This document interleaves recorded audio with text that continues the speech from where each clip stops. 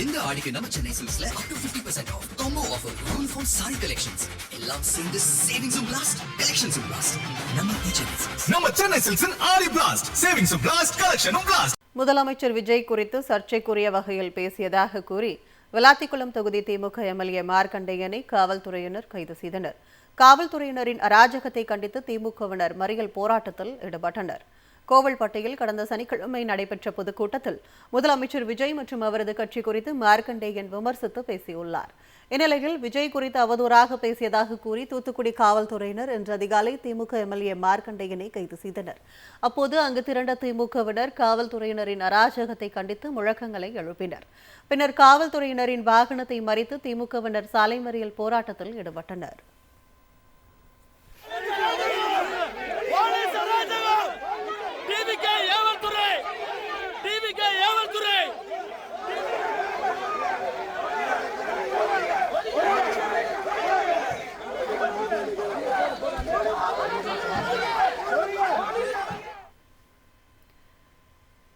தற்போது தூத்துக்குடி மாவட்ட காவல்துறை கண்காணிப்பாளர் அலுவலகத்தில் திமுக எம்எல்ஏ மார்க்கண்டேயன் அடைத்து வைக்கப்பட்டுள்ளதாகவும் தகவல் வெளியாகியுள்ளது.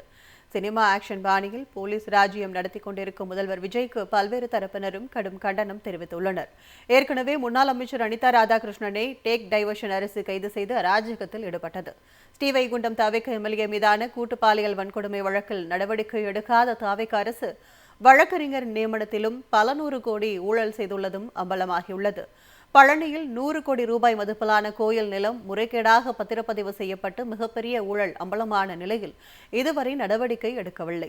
ஆனால் முதலமைச்சர் குறித்து திமுகவினர் விமர்சனம் செய்தாலே கைது என பழிவாங்கும் நடவடிக்கையில் தவிக அரசு ஈடுபட்டு வருகிறது.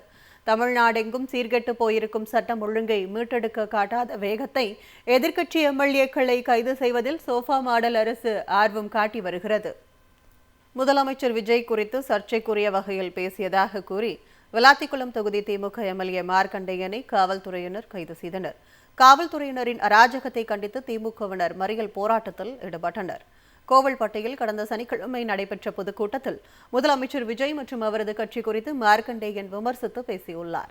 இந்நிலையில் விஜய் குறித்து அவதூறாக பேசியதாக கூறி தூத்துக்குடி காவல்துறையினர் இன்று அதிகாலை திமுக எம்எல்ஏ மார்க்கண்டேயனை கைது செய்தனர். அப்போது அங்கு திரண்ட திமுகவினர் காவல்துறையினரின் அராஜகத்தை கண்டித்து முழக்கங்களை எழுப்பினர். பின்னர் காவல்துறையினரின் வாகனத்தை மறித்து திமுகவினர் சாலை மறியல் போராட்டத்தில் ஈடுபட்டனர்.